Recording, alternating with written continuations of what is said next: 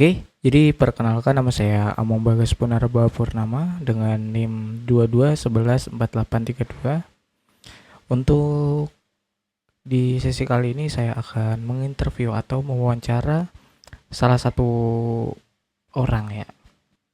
Lumayan menarik nih karena beliau ini tuh seseorang owner dari sebuah indie game studio yang ya sudah berpengalaman gitu. Oke, jadi langsung aja kita ke wawancaranya.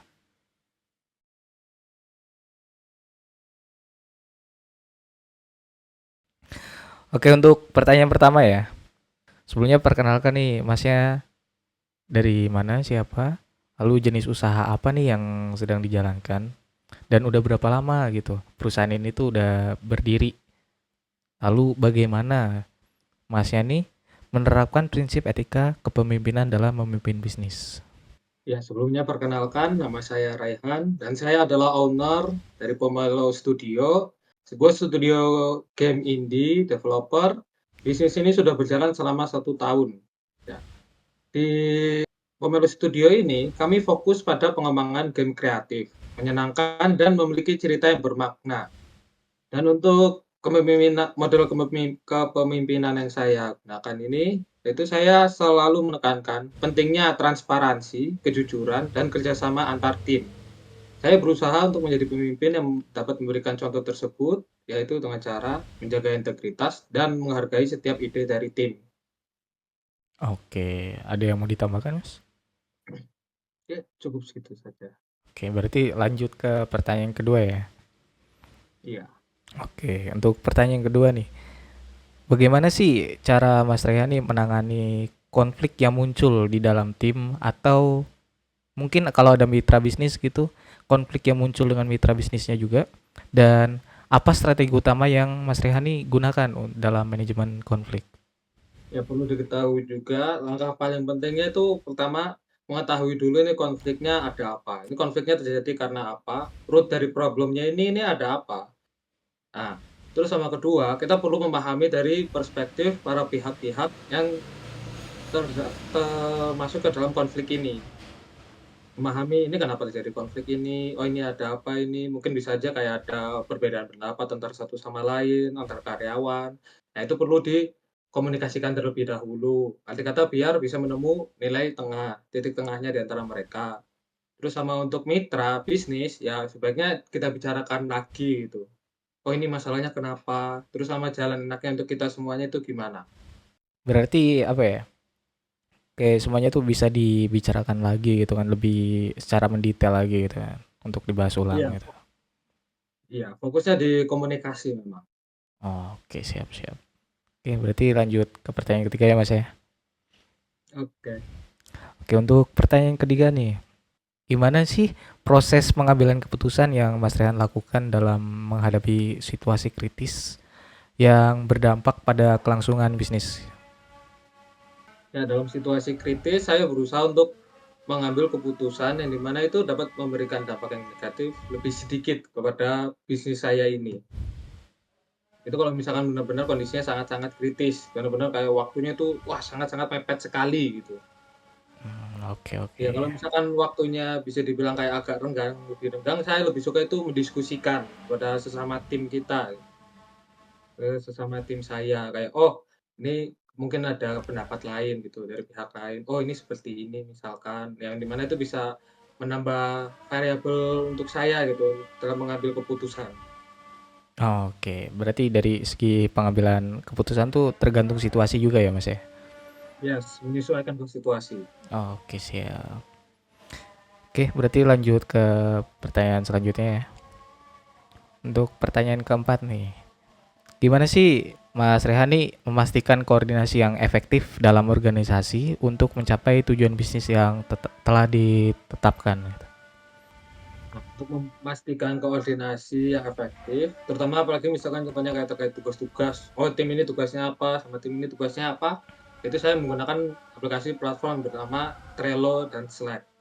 Nah dari situ tuh sudah terpampang jelas itu, untuk tim ini tugasnya apa, tim ini tugasnya apa, juga itu udah bisa muncul juga ketulis kayak, oh untuk yang tugas ini di tim sini sudah selesai atau belum, ataukah progresnya sudah sampai berapa persen. Nah, jadi dari situ saya bisa tahu. Oh, jadi dibantu dengan platform tersebut ya, Mas ya? Iya, Oke, siap. Oke, lanjut ke pertanyaan selanjutnya. Pertanyaan yang kelima nih. Apa sih bentuk laporan pertanggungjawaban yang Mas Rehan gunakan nih untuk memantau dan melaporkan kinerja organisasi secara berkala? untuk laporannya itu laporan progres kita tetap melakukannya itu setiap bulan. Ada laporan progres kayak dari tim ini mereka sudah ngapain aja. Pada bulan ini bikin progresnya apa aja. Kenapa seperti itu ya? Supaya bisa terlihat jelas itu. Arti kata kayak, oh pada bulan ini kita udah bikin progres ini. Bulan selanjutnya kita udah bikin progres ini. Jadi bisa kelihatan jelas gitu. Tahapnya itu kayak, oh ini udah sampai tahap ini, sudah sampai tahap ini, sudah sampai tahap sini. Begitu. Oh, oke oke. Berarti setiap bulan ya untuk laporannya. Iya, setiap bulan. Oke, siap. Lanjut Mas ke pertanyaan ke-6 nih. Oke, untuk yang Mas Rehan kasih nih ya, untuk rewardnya tuh apa sih yang dikasih ke karyawan nih? Terus gimana sih reward tersebut membantu meningkatkan motivasi serta produktivitas mereka? Kami memberikan bonus berdasarkan performa dari proyeknya masing-masing. Memberikan penghargaan internal seperti Developer of the Month, serta menyediakan kesempatan pelatihan tambahan. Reward ini membantu meningkatkan motivasi tim karena mereka merasa dihargai dan didukung untuk berkembang. Oke. Ada yang mau ditambahin, Mas? Ya sudah, dari saya Oke. seperti itu aja. Oke, oke. Lanjut ke pertanyaan ketujuh ya, Mas ya. Oh ya, Oke, untuk pertanyaan ketujuh nih, bagaimana sih cara Mas Rehan nih menangani kesalahan atau pelanggaran yang terjadi di organisasi? Terus, apa sih dampak punishment terhadap kinerja tim secara keseluruhan? oh ya, terkait kesalahan ataupun pelanggaran itu perlu dilihat juga itu, kayak seberapa parah ini pelanggarannya terjadi. Apabila kalau misalkan pelanggarannya tidak separah itu, maka saya berusahakan untuk ya kita bicarakan dulu gitu. Kita bicarakan baik-baik kayak kenapa ini kesalahan ini bisa terjadi. Nah, saya bukan berusaha untuk meluruskan terlebih dahulu terhadap karyawan ini. Nah, dan apabila kalau misalkan ternyata, kesalahannya ini lumayan fatal, maka perlu diberlakukannya surat peringatan. Surat peringatan ini juga ada tingkatannya tersendiri, iya. Oke. Berarti ya balik lagi ke yang tadi ya, semua tuh bisa dikomunikasikan terlebih dahulu ya. Iya, komunikasikan terlebih dahulu. Oke, siap. Oke, Iya, lanjut ke pertanyaan berikutnya ya, Mas ya. iya. Untuk pertanyaan ke-8 nih. Bagaimana sih Mas Rehani menciptakan visi dan misi yang mampu menginspirasi tim untuk bekerja sama mencapai tujuan bisnis? Yang menciptakan visi dan misi. Saya dari dulu kecil memang suka itu yang namanya bermain game. Saya juga dari kecil dulu tuh banyak belajar hal juga dari bermain game ini. Nah, maka dari itu ya saya juga ingin untuk generasi ke depannya, nggak hanya untuk generasi ke depannya, bahkan generasi sekarang pun, atau mungkin orang-orang yang sudah lebih tua dibanding saya, ya bisa merasakan pesan yang ingin saya sampaikan melalui game ini. Gitu. Saya ingin menyampaikan pesan positif yang dapat memotivasi orang-orang yang memainkan game ini. Ya, seperti Oh, itu. oke, siap, siap, siap. Oke, lanjut ke pertanyaan selanjutnya. Untuk pertanyaan ke-9 nih. Apa sih pelajaran terbesar yang Mas Rehan dapatkan nih dari kegagalan dalam bisnis dan bagaimana sih hal tersebut mempengaruhi gaya kepemimpinan Mas Rehan tersebut? Nah, Oke. ya. Kegagalan terbesar salah satu yang pernah saya alami yaitu ada itu proyek kami yang tidak mencapai target pasar.